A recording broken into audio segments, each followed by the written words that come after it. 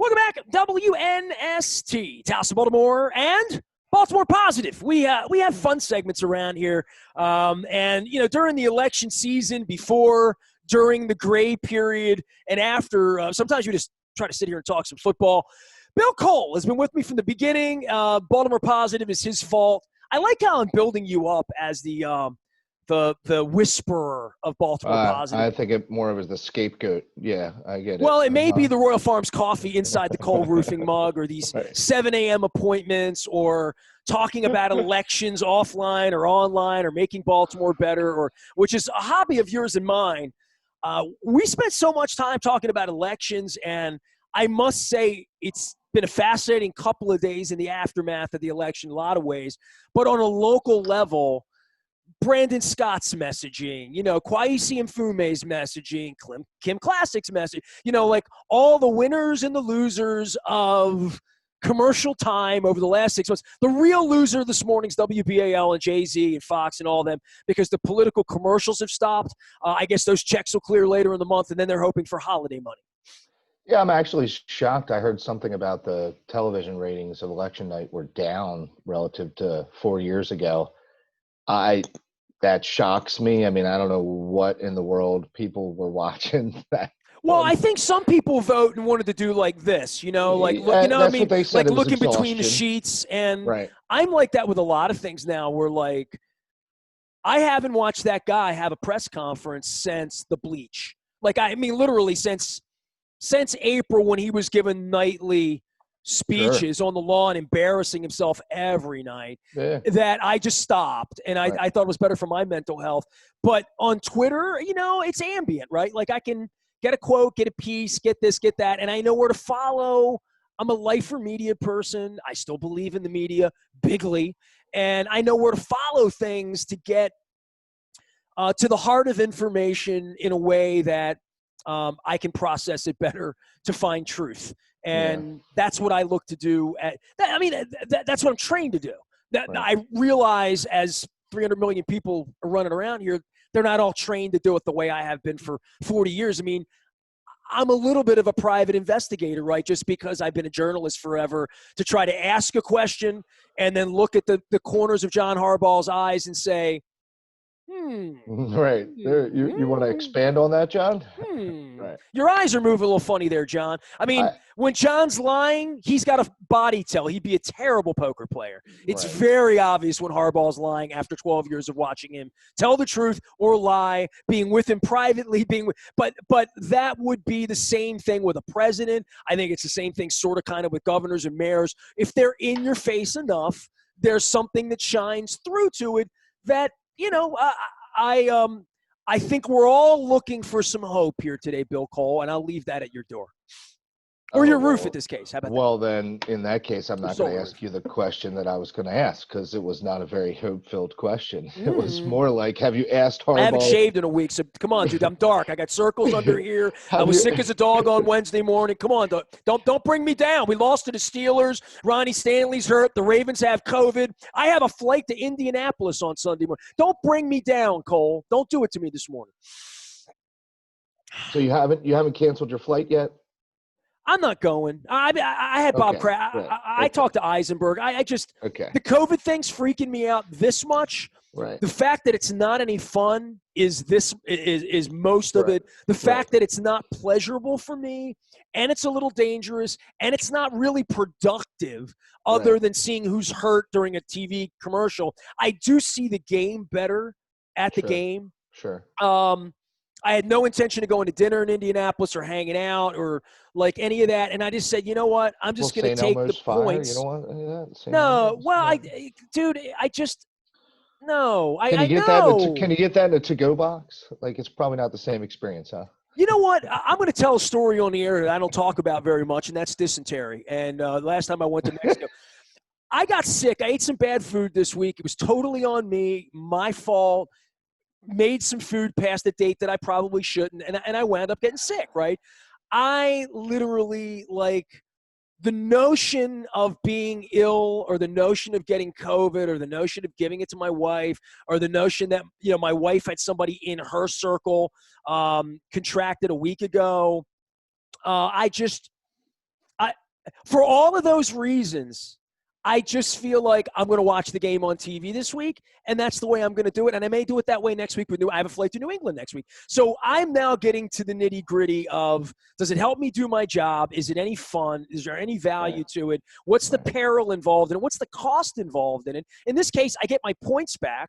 And maybe sometime next July, I'll use those points to take my wife somewhere nice. You know what I mean? Like, that's how I'm thinking of it. So there's no, yeah. I mean, my question was coming more from the idea, like, is there a question of whether they play or not? Mm-hmm. Mm. Right. So what I mean, Always that on Sunday morning, right? yeah. Like I think currently my life seems to have more and more warning signs of like Stay home, wrap up. people being positive, getting tested, and it's not people being really sick. It's people being mildly sick, getting a test and being positive, or um, need to have this unrelated surgery, but as a pre-op condition, right? You got to go get a COVID test. Oh, I'm positive. Really? I was not prepared for that.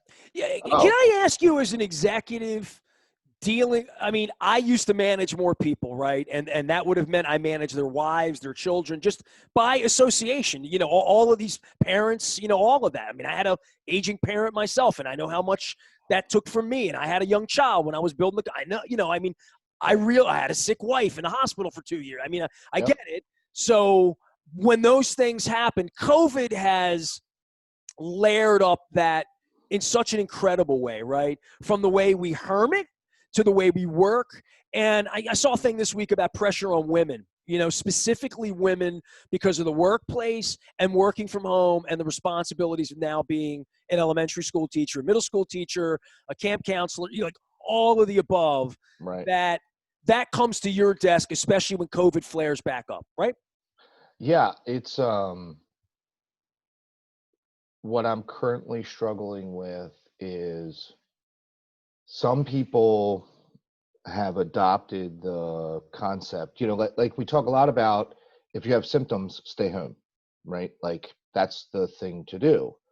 And I'm a commercial roofer and solar guy.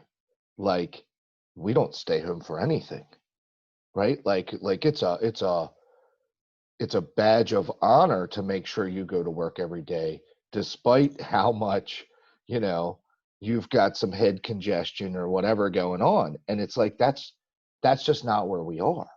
You Like know what, man? people My don't dad, fully understand that. I'm the same dude. I always say this to my wife. My dad called it a scratch. Does that mean anything like your Sure. grandfather? Yeah, well, yeah, I know what you mean. Sure. Scratch. That was the Yeah. word. But when my dad Uh-huh. worked at the point in the rod mill at Bethlehem Steel, and my dad would always be proud of, I never scratch.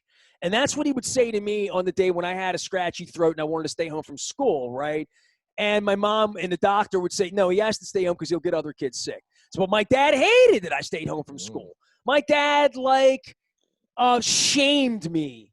Yeah. Literally, my dad was Archie Bunker. I mean, my dad was from, like I go through all the great ideals of my dad, but 30 years later, I take the good and bad with my dad and how he might have voted this week or why, all of that, right? Sure. Um, At some point we realize they're human. Yeah, I get it. yeah, of Right. course, right? Right. But I, I don't miss work. And, prior to a pandemic, like there was not a condition that occurred in my life that would require me to stay home. Like it might require me to get out of bed, grumble a little bit, get in the shower, need an extra cup of coffee to get rolling. But once I got rolling, I I'm not the person that is sits it home fair to say no it's not matter what what. you do, then it's who you are? Because at 52 at this point, for me to say, well, radio is just what I do, it's not who I am, I don't know. There's a lot of me out here, lately, especially after a long time of not having a lot of me out there, right? So, like, I, I, I guess the that part of you, whoever you are in your business, that flows right down. That 100 people in your organization aren't going to be wired the same way as my pop was at Bethlehem Steel in 1982. We are having a very difficult time redefining our core company value around dependability. right? Like dependability is one of our core guiding principles as an organization. And my guys all interpret that as I got to get up and go to work every day. My team depends on me. And that's right? who you want. I'm dependable. Right. I'm reliable. I got to get up and go to work. And it's like, well, yeah, but there's a pandemic. And if you don't feel well, you need to stay home. And that is such a just a contradicting concept that we have I not totally fully understand that. I mean, we have I grew not up in that fully house. I been mean, able yeah. right. We have not fully been able to wrap our arms around it. And I think that goes true for tons of communities around this country, you know, and that is not helping us crush the curve or whatever we're currently trying to do, whatever phase we're in right now. It undermines our ability to do that, because as Americans, as hardworking people, you get up and you go do what you're supposed to do. What gives me some salvation or comfort is it seems like um, we're better at handling it. So the number of terrible outcomes, right, seems to be less as a percentage of positivity. Because if I was a betting man, like those numbers are going to go up really, really quickly. Like I think between the cold hitting, people going indoors, Halloween, like I think August, September, people started coming out of their shells, right? And not necessarily a free for all, but people got a lot more close to prior life than at any point in the past. And they're not psychologically ready to give up their Indianapolises and their New Englands. You know what I mean? Like literally, there's a psychological part of me is like, F it, I'm going. It's what I do, and I love football, and I did that with Houston 2 months ago. To your point, I got on a plane, I ran off. I did things right. And now we're just going to run straight into spiking numbers. Which again, you and I have had this conversation about what all that means, and we've talked about this. I don't even know how many times. Like it means terrible outcomes for people over the age of 70, right? People with underlying health conditions. Like we have enough data to really understand what it means. The scary part that people, I don't think, fully either choose to recognize or are willing to recognize is you don't know if you have it, right? Like now people are saying, oh, well, I have allergies. You may have it. That's called asymptomatic. Yes. Well, it's not even the ones who don't notice anything, right? Like asymptomatic don't notice it's something anything. Where you notice a little something. Right? Yeah, exactly. And you're like, well, I don't know. I've had these colds before in the past. No big deal. And the problem is we don't have a system right now to protect the old people, to protect the vulnerable people. Other than stay home and don't touch anyone else. But even that, right, even that, I don't know that we are properly thinking about that. So we need leadership to come in and sort of change the plan here so that we can better protect those that are most at risk, because behavior is not going to modify enough for us all not to get this. Right? Like maybe you, right? You have the ability to isolate a little better than others. My kids got to go to school, right? It's gonna come through my household. Hopefully that I know it, so I don't get around my parents and things like that. But to me, that's where my head is today. And a week from now, I could feel totally different. And that's just 2020, right? Like every week. Well, and I think it is week to week. I think the football thing for me going to Indianapolis is week to week. I mean, I have no intention of being in Pittsburgh on Thanksgiving night at all. None. Right. So I have done this for 25 years. There is a pandemic. Everyone I'm talking to, John Eisenberg, Bob Kravitz, these, venerable people that I've seen in press boxes all my life, they're not going. Nobody's going. They're, compromised or, Once you get to be 55 or 60, you start thinking, hey, I'm close to 70 and I'm not going out. And there really is no value in it, right? And then so let's take this full circle, because we've talked about Bill Cole is here, Cole Roofing, Gordian Energy. Tell everybody what you do other than sit with your max headroom head in front of the solar panels on – what school is that, by the way? I haven't asked you that. That's a church, actually. Church. Oh, okay. You had a school last week. Okay. Yeah. I'm sorry. That's okay. They Commercial all look roofing. the same to me. Yeah, no, it's all good. We don't see them from this angle very often, right? Commercial roofing, everything from a leak to roof replacement, schools, shopping centers, commercial office buildings.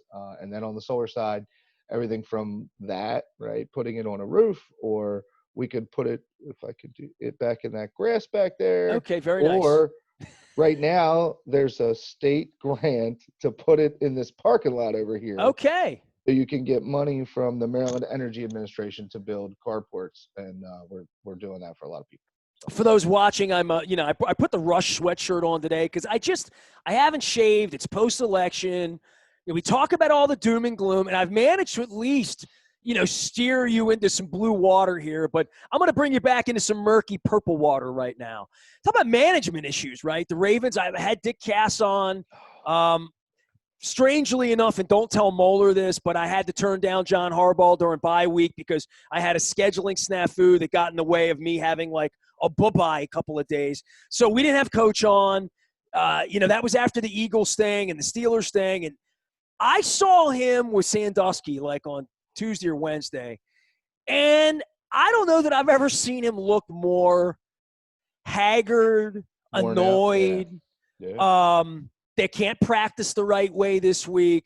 His best player can't play this week. His other best player, not named Lamar, had a broken ankle, demoralized. They lost to their division right. They lost in a game where they dominated. They lost in the game where their MVP quarterback. Like, everything's gone wrong. And that's probably another reason that I don't want to, have breakfast in Indianapolis on Sunday. How about that? No doubt. You are going to find out what kind of leadership is in that locker room, because everything that could go wrong has gone wrong. And then not everything. Lamar's still healthy. Okay, you're right. But the COVID, enough went wrong where the COVID thing happens right after the game Monday, whenever that was. And it's like, are you kidding me? Like, I didn't have a bad enough Sunday. You're going to pile on with this. And, he goes through this whole sort of acceptance, denial, whatever the steps are of grieving. It's like I told him not to go out. I told him not to hang out. We wear these wristbands that tell you if people are too close, and so we will find out what they're made of. I'll tell you. It's hard, right? Six-foot wristband, like running around your life everywhere. If you really had a 6-foot wristband, and it zapped me every time I got near my wife or my cat, right? I mean, Cam Newton hasn't been the same, right? Like maybe this was going to go this way for him anyway. That's why he was available to go to the Patriots. But since he got the COVID, he has been the worst quarterback in football, I think.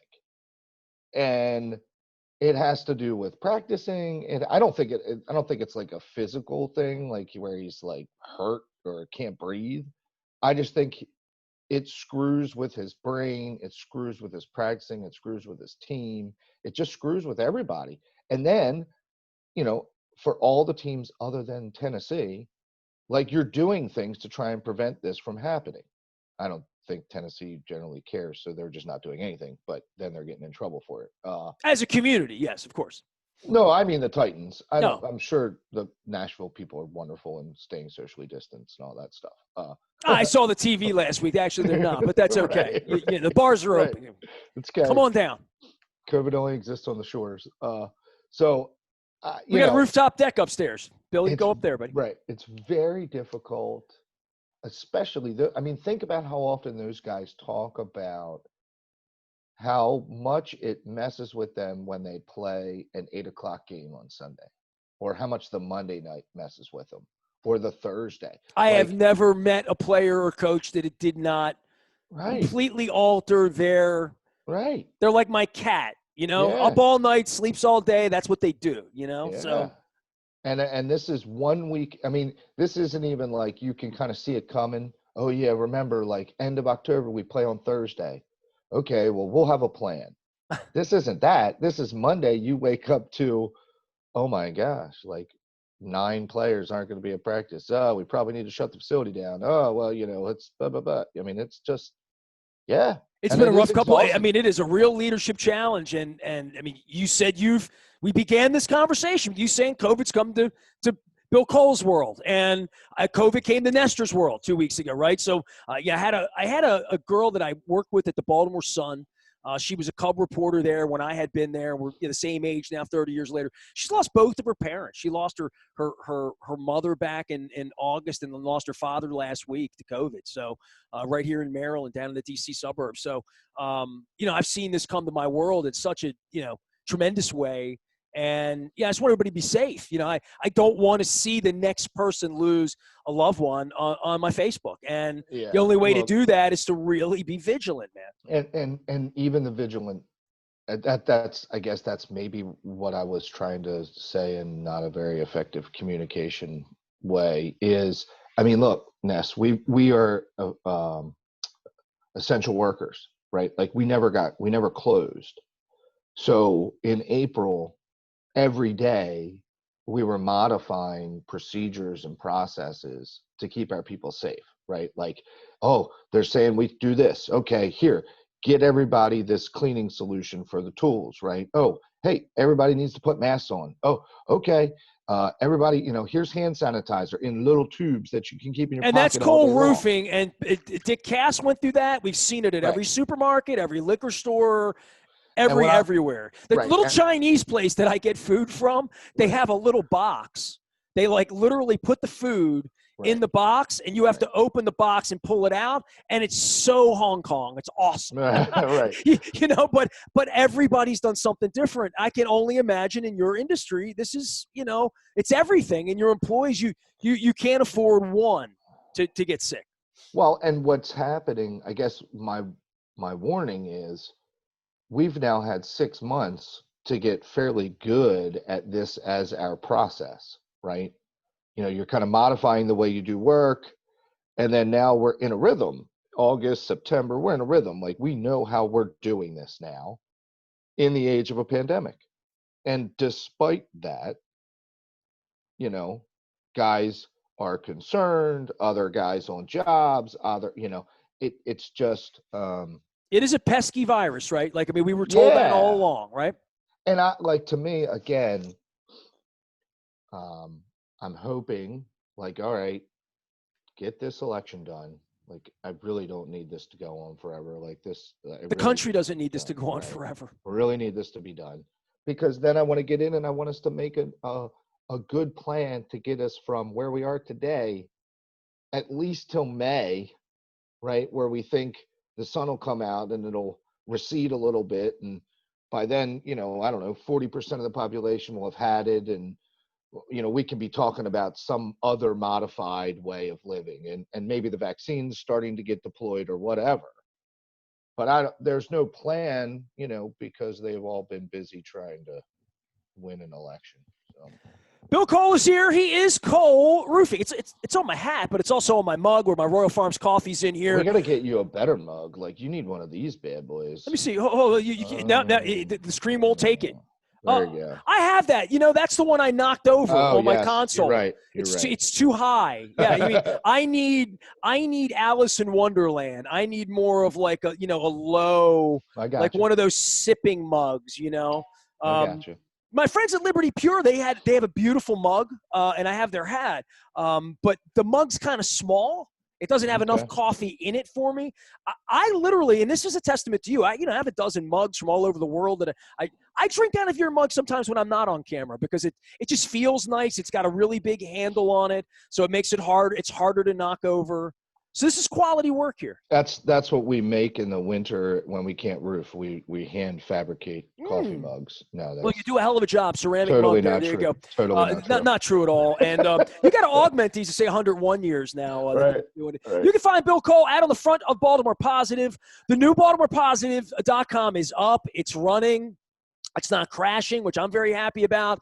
We've made the transition here after Election Day. Tons and tons of stuff, including some archival stuff that I'm going to be getting back to during the holidays and Hey, pumping that stuff out as well. Who was your favorite person that you talked to in the past week? This past week, the conversation I had with John Sarbanes was phenomenal about HR1 and funding. The conversation we had with Martin O'Malley was outstanding on a lot of things about election and the Electoral College. Ted Venetoulis is really a scholar, really explain the Electoral College to us. And we also had Donna Edwards on, former Congresswoman, who had some thoughts about Congress and money and COVID money and what's going to happen in the aftermath of this. So, yeah, nice. Really good. Just a couple of Congress check people. That stuff out. Right. I know how hard you're working. And it's really good stuff. And, the hope was always that you have these great conversations with really smart people and we get to share that with others. So, hey, by the way, speaking of smart conversations with really good people, our mutual friend Todd Schuler lost his pop. So I want to give some love to Todd, one of our sponsors, damngoodlawyer.com. And we missed out on Blondell Miller Schuler in a piece this week. I'm letting Todd take care of his family business, but I saw he was out on my Facebook and giving thumbs up and thumbs down like the political animal that he is, right? Right. Yeah. No, I shot him a text. I know that's a tough one. A lot of us Calvert Hall guys all knew his dad and enjoyed his company. So, we were grateful to have him. And beers with Bud? Yep. So. He is Bill Cole Roofing and Gordian Energy. I hold the mug up. I'm wearing the hat. Sometimes I do, sometimes I don't. He hasn't given me a shirt yet. That's not a hint. I'm good on shirts. I don't need any more shirts. If you do give me one, it's soft. It's a little, make sure it doesn't rub the wrong way. I wore my Rush sweatshirt for Billy this week because I feel like it's got to be a rock and roll and a classic rock weekend around here for all of the darkness and despair. The good news is I am not going to Indianapolis this weekend, Bill. So good. Enjoy your couch. We are WNST.net, AM 1570, Taos in Baltimore, the all-new Baltimore Positive.